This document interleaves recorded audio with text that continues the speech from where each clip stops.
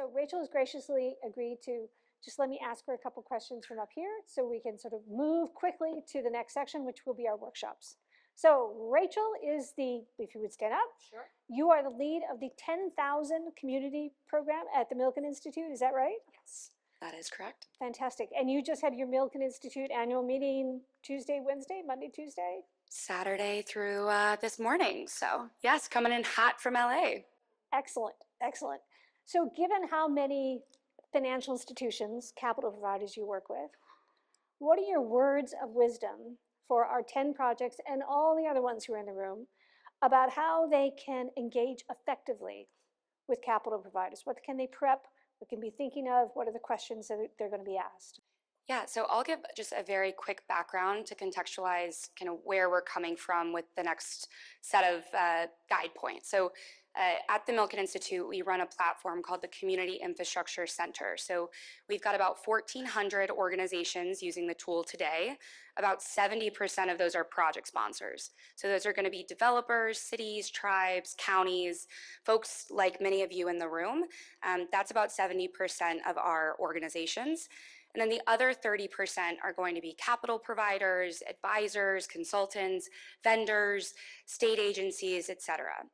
And we are really focused on one thing, which is how do we help project sponsors get their deals done? So from the moment that you've identified a project, working your way through the pre-development continuum all the way to the point that you've designed your capital stack up into actually procuring that funding and financing. And so we have seen a range of projects through the work over the last 2 years.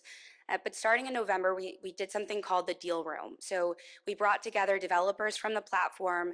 We had them bring in some of the projects that they'd uploaded. And then we brought in capital providers. And we said, tell us what your capital needs are. And then to the lenders, we said, tell us what your rates are. So we've got about 100 capital providers on the CIC today. In 5 conversations, we had $600 million worth of deals come through this process.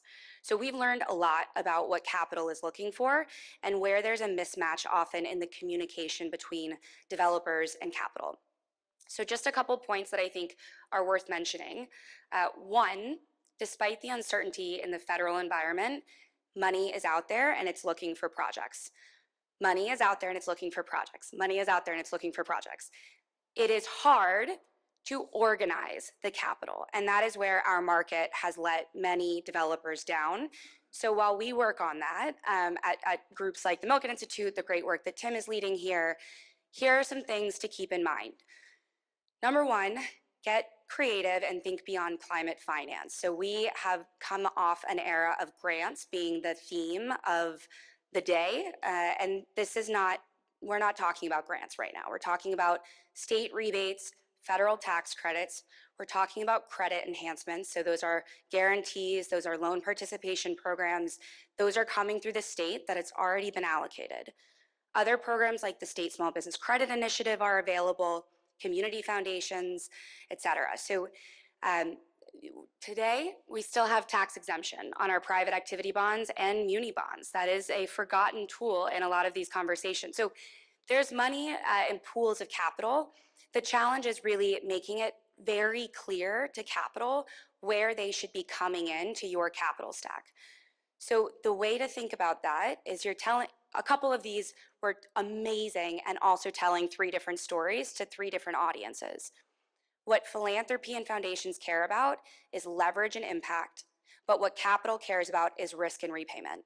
And so it's very important that when you approach them, you're very clear who's taking and carrying the risk and who's being used as leverage, and how are you approaching these capital providers with a clear sense of your repayment structure, your owner-operator model, so they can consider your risk profile, and then don't make them do the work or they will not do the work, right? So for these smaller regional banks that really want to help you with these projects, whether they're CDFIs, MDIs, credit unions, they need to be told because they're super new to this too.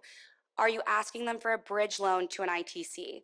Are you asking them for traditional construction financing? Are you asking them for mini perm? Tell them what you're bringing to the table, whether that's working capital, whether that's a rebate, whether that is a tax credit where you've already lined up the buyer. take the pressure off of the capital and do some of that deal jockeying yourself if you can. So those are just a couple pieces of wisdom that we've learned from our capital providers. Our tool is free and available for everyone. We do these deal rooms every month. So we are super excited to dig into some of the projects and think through where we can match you all with capital. Thank you all. Thank you. Wait. So if somebody wanted to see the tools, what's the URL they should go to? communityinfrastructurecenter.org. Great. And if they want to call up Rachel and say, that was great, but it went so quickly, I would really love to talk to you again, what do they do? Come find me at happy hour in particular. Okay, and do you have an email that you're comfortable sharing? Yes, my last name is very hard to say. It's Halfaker, so it's just Halfaker at milkeninstitute.org. No dot. Halfaker Yes. at milkeninstitute.org. Yes. Great. Everybody got that? Excellent.